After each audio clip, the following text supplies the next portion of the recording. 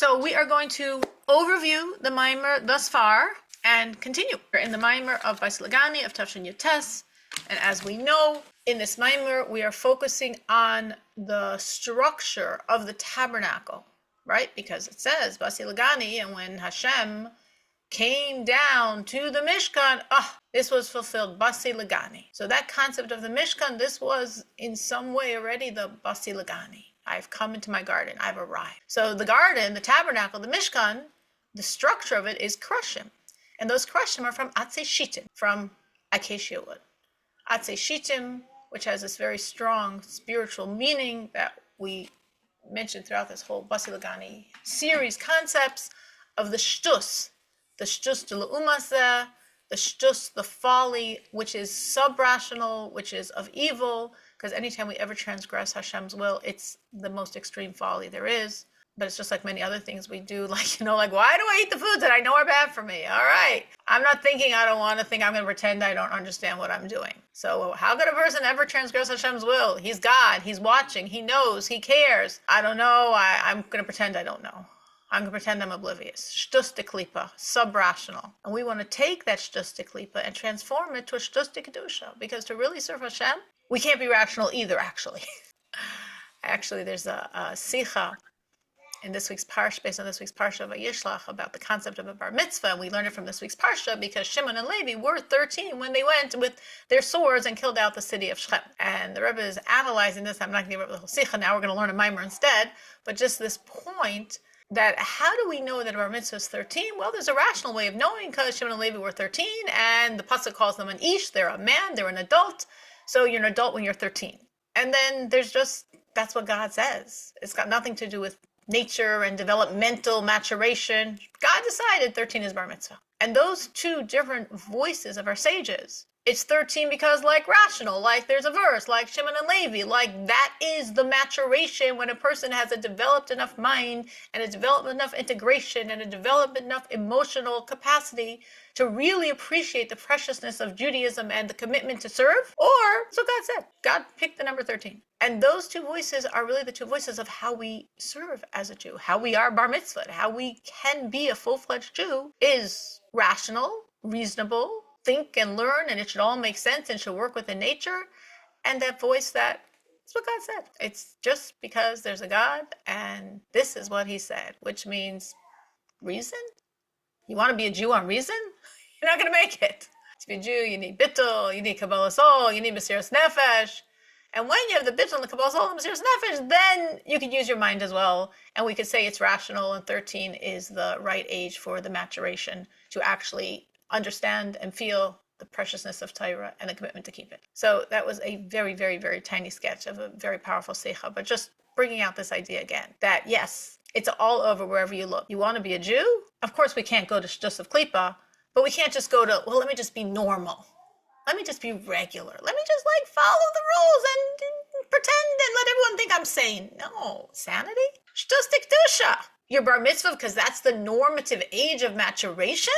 You're bar mitzvah because that's what the Eibush decided. Because there's a bittul and there's a kabbalah soul and there's a mesiras nefesh and that's how you're a bar mitzvah. And you know what? Take all those factors and let it flow into intellect as well. So that's the overarching theme of all the Basi LiGanis.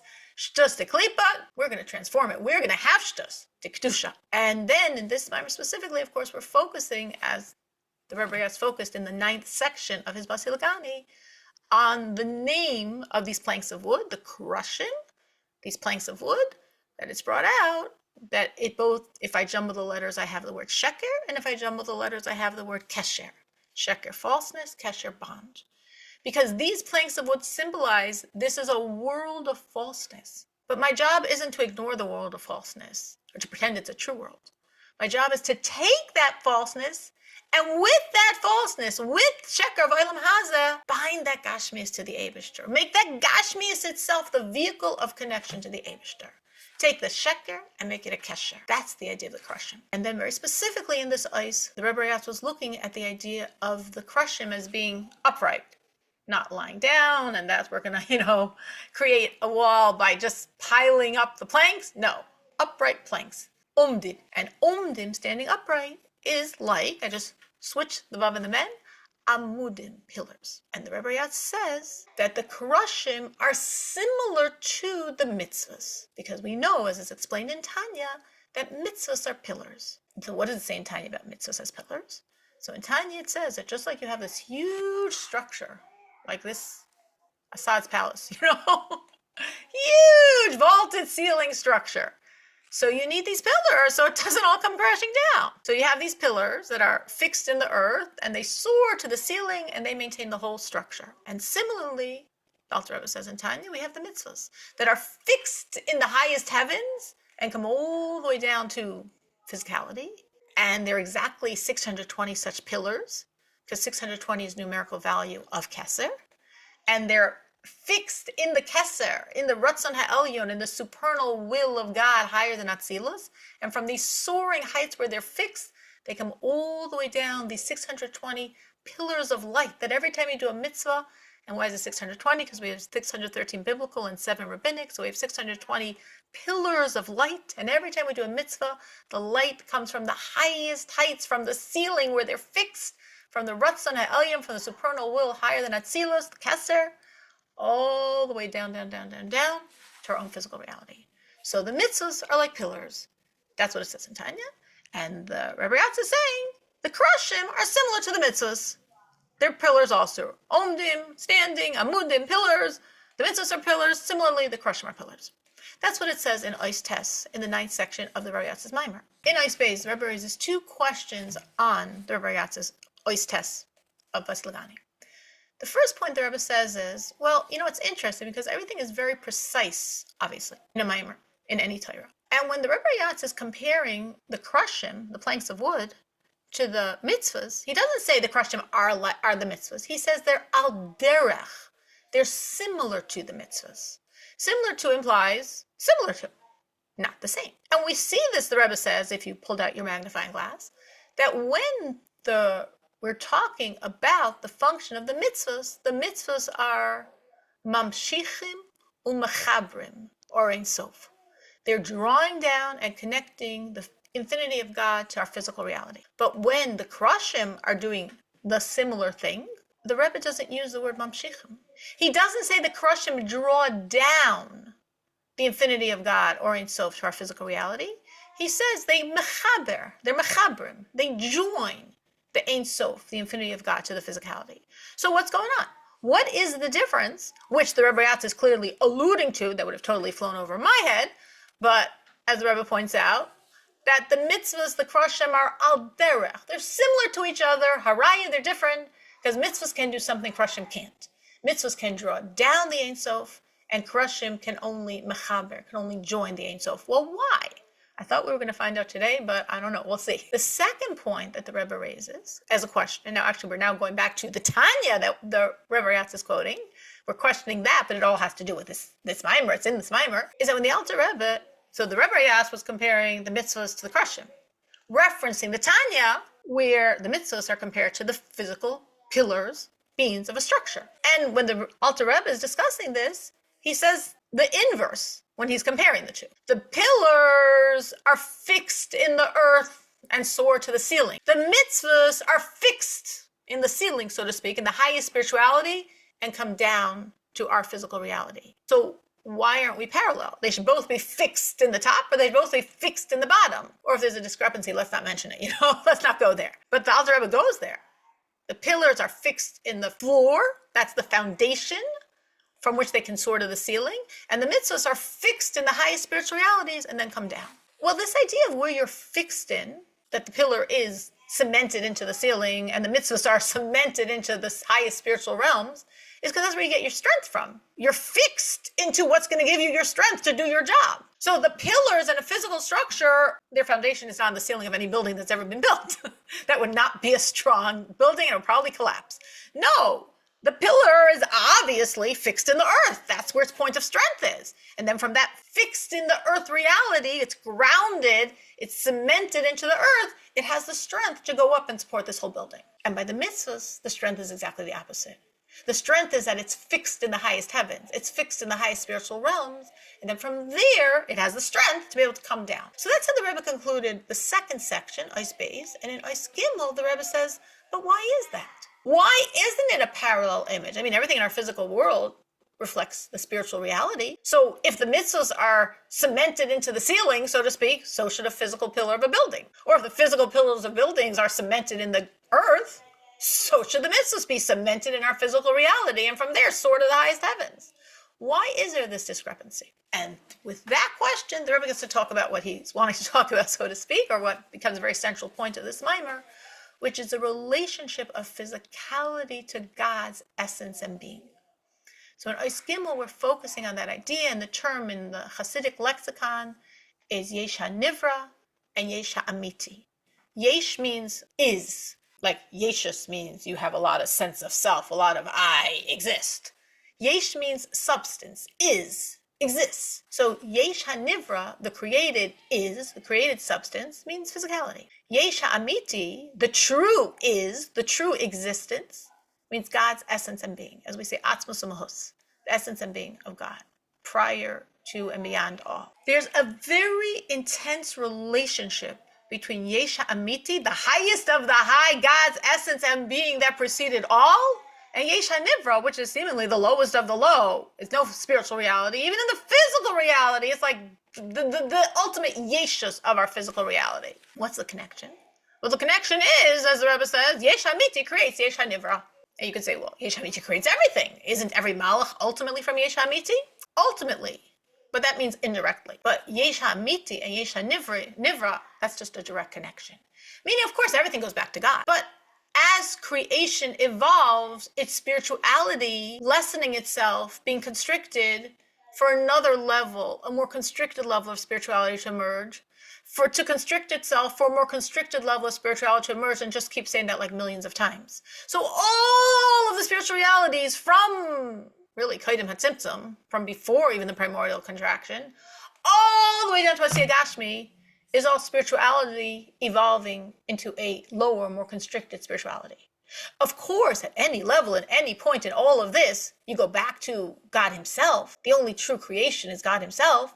But in a direct way, it's a spiritual entity being created by a more powerful spiritual entity.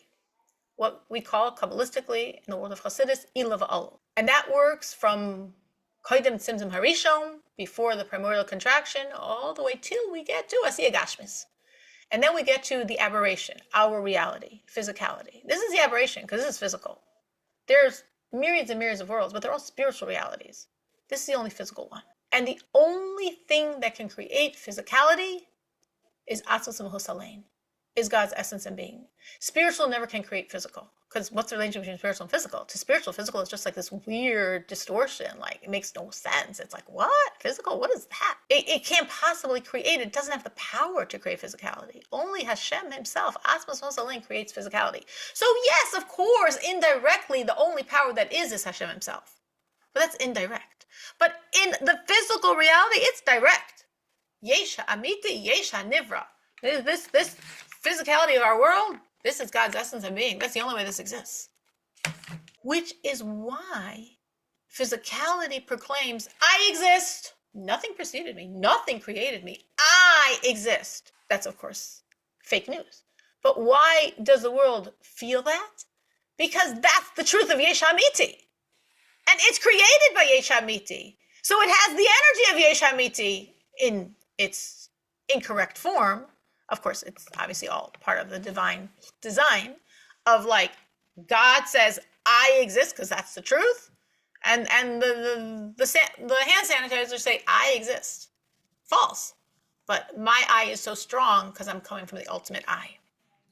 With all of this, we can understand, isn't it amazing to get an answer to a question so quickly?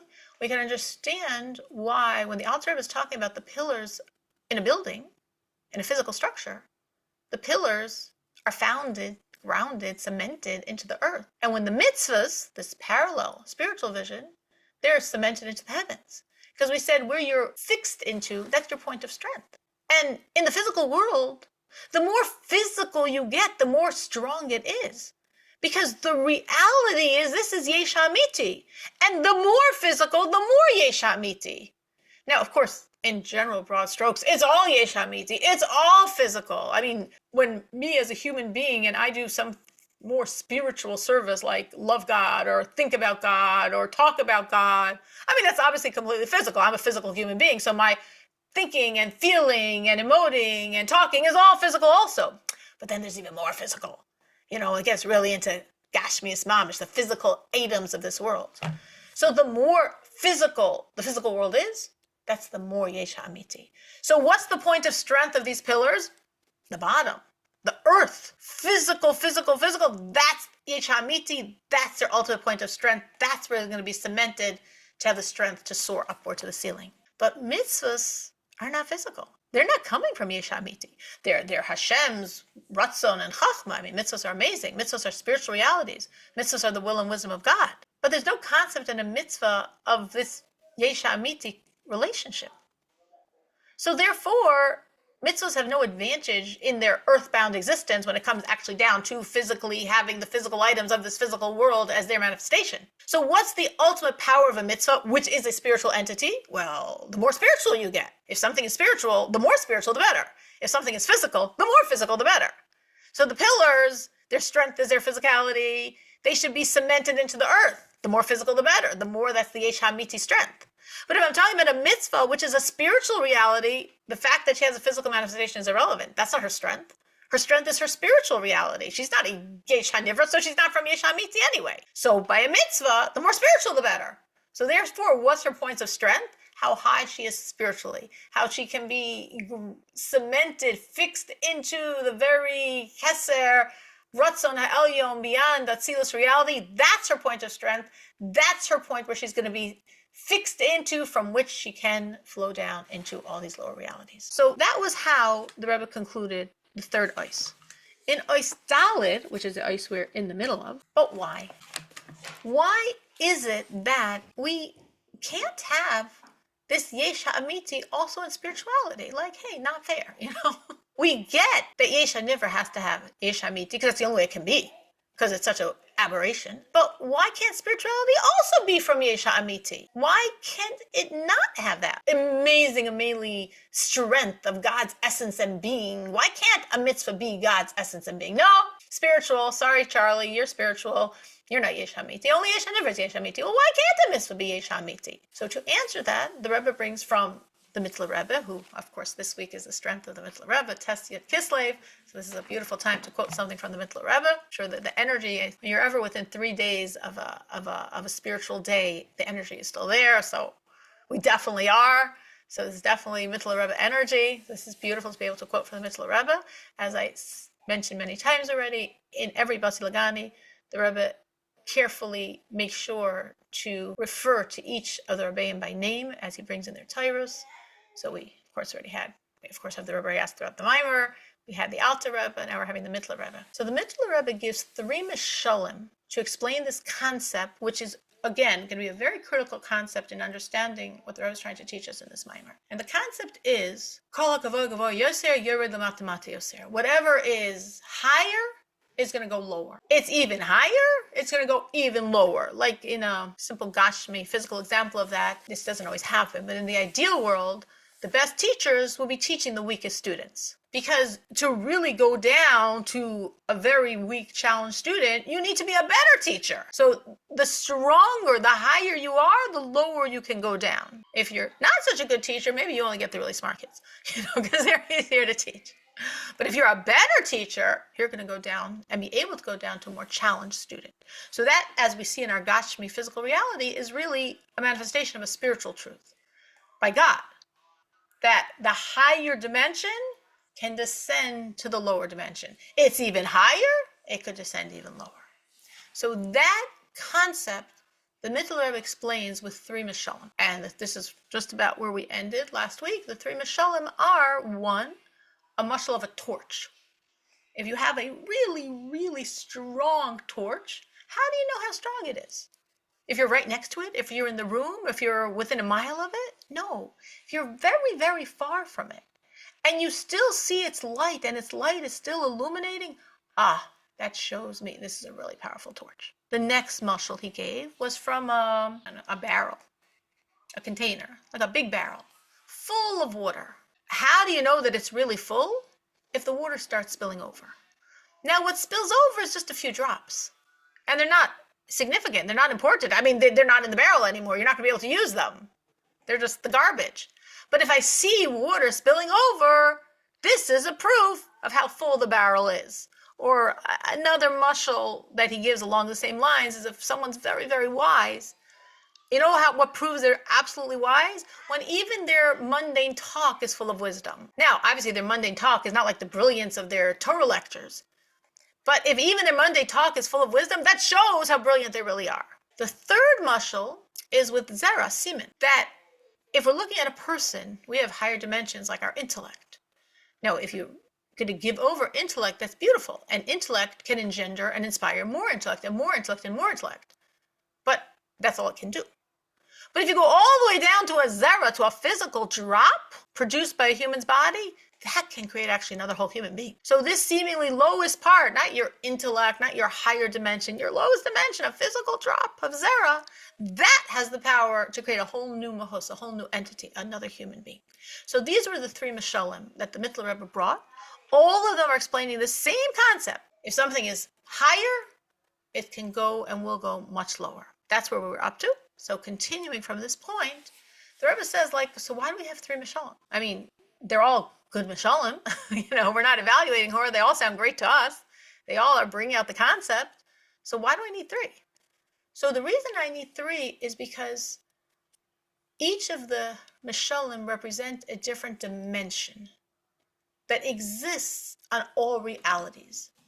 And those dimensions are or, mayim, and rakia. Or, meaning light, mayim, water, and rakia, the firmament, the heavens. The first mushal of the torch, that its light is so strong, how do I know how strong it is because I'm so far from it? Well, that's representing the sphere, the dimension of light, of or. The second mushal, which is primarily the mushal of the water overflowing the cistern, whatever it's in, that's the dimension of water. And the zera, and the Rebbe doesn't explain so clearly why, so I'm not going to make up something here. I'll trust him on this one, that the zera expresses this dimension of rakia. Maybe because, I don't know, I can make up things, but let's just leave it. It's the zera, it's the dimension of rakia. Now, why do I need then three mashalim? Because I have these three dimensions on every level of creation. I have a dimension of or, of light, of mayim, of water, and of rakia, of the firmament, of the heavens, of the skies. And in every single dimension, this works. You want or? No problem. I'll give you a mushal with or. You want water? No problem. It works with water. Rakia, it works with rakia. In every dimension, we have the same principle. That which is higher is going to descend lower. Now, when we're looking at it, we're saying, okay, well, yeah, that's why we're talking about this. Because remember, we had our question, but why? But why isn't yesh hamiti in spirituality? And we're saying, because if it's high, it comes down low. So what does low mean? So what we would say it means is past, for sure, past Atzilus. Because Atzilus and everything higher isn't low, it's high. Meaning Atzilus is like the final realm of godliness. And Bria, the next reality, the next spiritual world, begins the realm of creation. Again, there's no physicality in Bria, and there's no physicality in Yetzirah, and there's no physicality in the spiritual dimension of Asiya. Only in the physical dimension of Asiya is there any physicality. But still, Bria, Yetzirah, Asiya are lumped as creations. When I first started teaching, I would say there was an iron wall between Atzilus and Bria, Yetzirah, Asiya, but I can't use that mushal nowadays. The iron curtain, the iron wall, forget about it. It was a good mushal a few years ago. So Atzilus is still godliness. It's the lowest dimension of godliness, but it's still pure God reality. As a famous quote from Kabbalah that's brought many times in Tanya discussing Atzilus, Ihu v'chayu hichad, Ihu v'gamu hichad, which means in the world of Atzilus, Hashem is one with the lights, and Hashem is one with the vessels of Atzilus. What are the lights and vessels? We mean the spheros. So in any sphere, the sphere of Chachma, there's the vessel of Chachma, and there's the light infusing that vessel. Obviously, the light's even higher godliness than the vessel. But Atzilus is so high that not only is the aura of Atzilus, is the light of Atzilus absolutely one with Hashem himself, even the vessel, which is a diminishment of the light, even the vessels in the world of Atzilus are absolutely one with God himself. In Atzilus, ihu v'chayu ichad. He's one with the lights of Atzilus. Ihu v'gamu ichad. He's one with the vehicles, with the vessels of Atzilus. And then you have this Iron Curtain, or whatever else you want to call it, and then you got Bria, Yitzira, Asiya, Gashmi, all the creation. Okay. But the Rebbe says, actually, it's not so simplistic as that. Actually, if we know on every spiritual plane there is the concept of light and water and firmament, or a Maim and Rakia, that means on every spiritual plane there must be this rule of whatever is higher descends lower. Again, it's sort of like this, the thinking gets inverted to understand what the Rebbe is saying here. The Mitzvah Rebbe gave 3 mashalim. A mashal representing light, a mashal representing water, a mashal representing firmament, heavens. Why did he give 3 mashalim? Because on every dimension, there's light and water and firmament, and in any one of these options, we have this rule of whatever's higher descends lower. So therefore, the Rebbe says, that means wherever you have water, light, firmament, or Mayim Rakia, the rule applies. Well, guess what? All of creation is Or Mayim and Rakia. It's not just the lower creation has light and water and firmament. Obviously, we're not talking about physical reality, we're talking on a spiritual level. But there's a spiritualized light and a spiritualized water and a spiritualized Rakia on every creation, on every level. That's what we just said. So therefore, the rule applies on every level. So guess what? In Atzilus, we also have the rule, whatever's higher goes lower. And higher than Atzilus, we also have the rule, whatever's higher goes lower. And higher than that, we also have the rule, whatever's higher goes lower. And Kaidim HaTzimtzum, because we learned in the first Basi LiGani that you could even have levels before Tzimtzum Harishon. There's also Armayin and Rakia, which means also there, whatever higher goes lower. But everything there, so then you go back to your question. So then what's the greatness of Gashmias? It's all, on any level, there's going to be a lower and a higher. Like, if you, I guess I think of Mishalom in terms of teachers and students. If you were teaching brilliant students, to be in this class, you got to be, whatever, beyond genius. And you had, 20 students in your class. And they're all ultra geniuses. That's the only way they got in your class. Guess what? I can guarantee you there's going to be the top student and there's going to be the 20th student. Now, that 20th student in any other reality would be ultra genius. But in this class, she's the bottom of the barrel. Because there's got to be a top and a bottom in everything. So in Atzilus, there's also a top and a bottom. But there, it's relative. Within the world of Atzilus, whatever is the highest point of Atzilus, Atik, of Keser of Atzilus, is going to emerge in the lowest reality of Atzilus, Machos of Atzilus. It's within that structure, the rule, whatever's higher is going to go lower, applies. If I'm beyond Atzilus, same thing. Whatever's higher in this dimension, the box beyond Atzilus, the highest is going to emerge in the lowest, whatever lowest means, in beyond Atzilus. If we're talking Koidim HaTzimtzum, we're talking before the primordial contraction, which we don't even know what we're talking about. I'm just saying words that don't even make sense to us. But Koidim HaTzimtzum also, there's a higher and there's a lower. And whatever's the highest of the high is going to be the lowest of the low in that frame of reference called Koidim HaTzimtzum. But, the Rebbe says, if I'm going to the Eibishter himself, if I'm going to Atzmus HaMahus, to the essence and being of God himself, none of these levels are low enough. Because he's the highest of the highest of the high. So he has to go down to the lowest of the lowest of the low. Like the Rebbe is saying, yes, in Atzilus the rule applies, and there's higher and lower within the paradigm of Atzilus. Yes, higher than Atzilus the rule applies, and there's higher and lower within, beyond Atzilus. But the Atzmus HaMahus isn't going to go down to be hovering in the lowest dimension of Atzilus, because that's not low enough. If you're the highest of, think of like a pendulum, goes to one end, it has to go all the way to the other end. If you're the highest of the high, to go to the lowest of Atzilus doesn't express the highest of the high because it's not low enough. You got to go all the way to the lowest of the low. So that means, forget Atzilus. Is that what's meant when you said there's no Ila v'Olol in the Yesh Hametin Yesh Hanivra, because they're just immediately connected? Exactly. So Atzmus HaMahus can't go to Bria. Well, Bria's low. I mean, it's past that iron curtain you were talking about. Yes, Bria's low, but it's not low enough. And it can't go to Yitzira for the same reason. It can't go to Asiya Ruchni for the same reason. by definition, being so high, it has to be manifest in the lowest of the low in Asiya Gashmis, and within Asiya Gashmis, the lower the better. The more it could be fully manifest. Like there's this reference where it speaks of being grounded in the earth, but it has to be in like the hard earth, not the crumbled, crushed earth. That's not low enough. We got to get into the hardness of the earth, to the core physical of the physical. This is where its greatness can be manifest. This is how the highest of the high comes down to the lowest of the low.